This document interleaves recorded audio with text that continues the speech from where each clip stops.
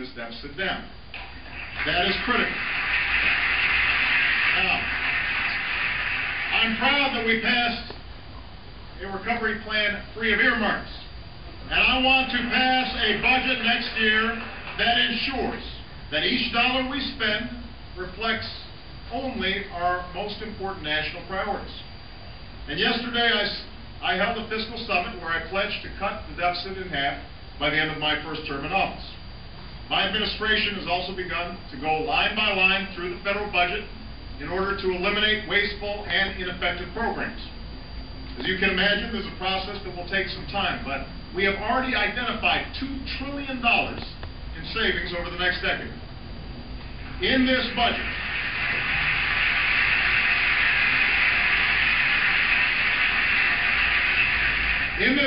we will end education programs that don't work and end direct payments to large agribusiness that don't need them. We'll eliminate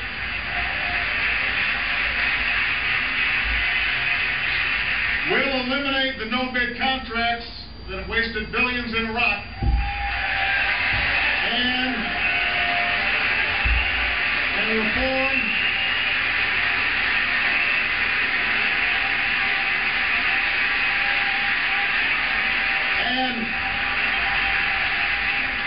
reform our defense budgets so that we're not paying for Cold War era weapon systems we don't use.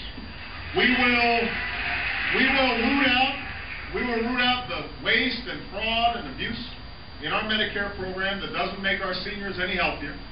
We will restore a sense of fairness and balance to our tax code by finally ending the tax breaks for corporations that ship our jobs overseas.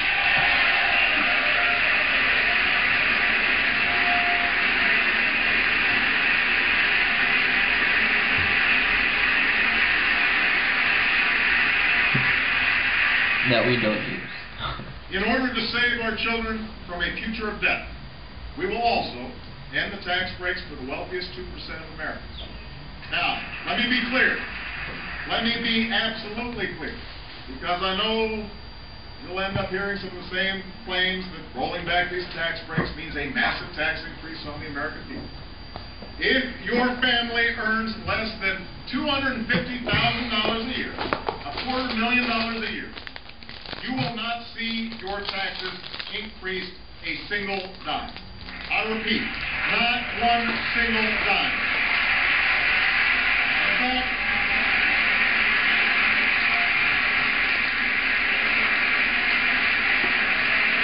Not a dime.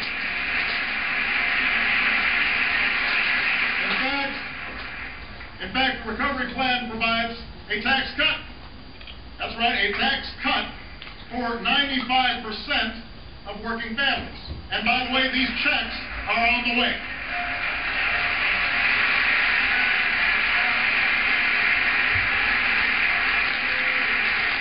Now,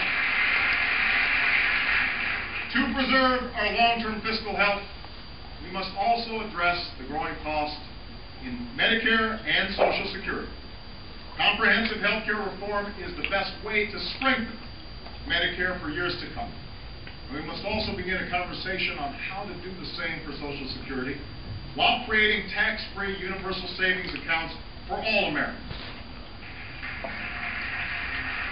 Finally, because we're also suffering from a deficit of trust, I am committed to restoring a sense of honesty and accountability to our budget. That is why this budget looks ahead 10 years and accounts for spending that was left out under the old rules. And for the first time, that includes the full cost of fighting in Iraq and Afghanistan. For 7 years, we've been a nation at war. No longer will we hide its price.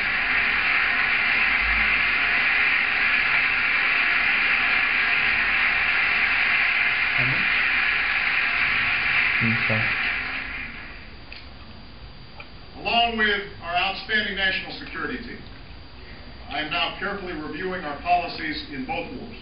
And I will soon announce a way forward in Iraq that leaves Iraq to its people and responsibly ends this war.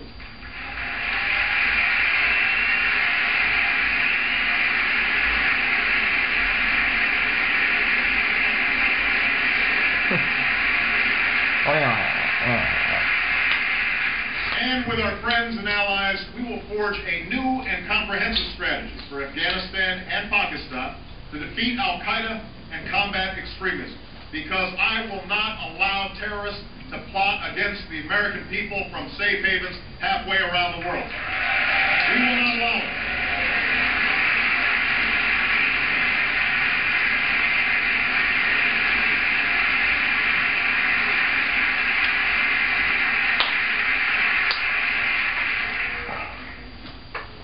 As we meet here tonight, our men and women in uniform stand watch abroad and more are ready to deploy.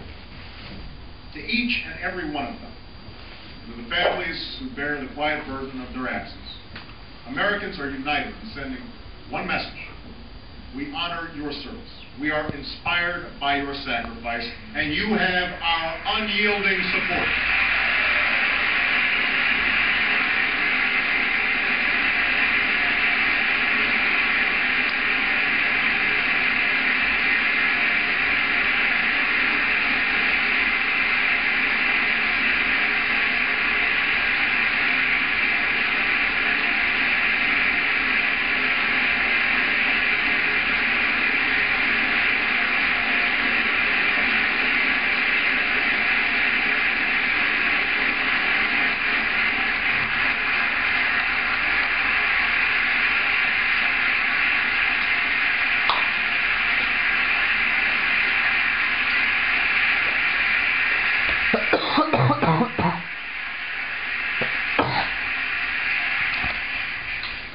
To relieve the strain on our forces, my budget increases the number of our soldiers and troops, and to keep our sacred trust with those who serve.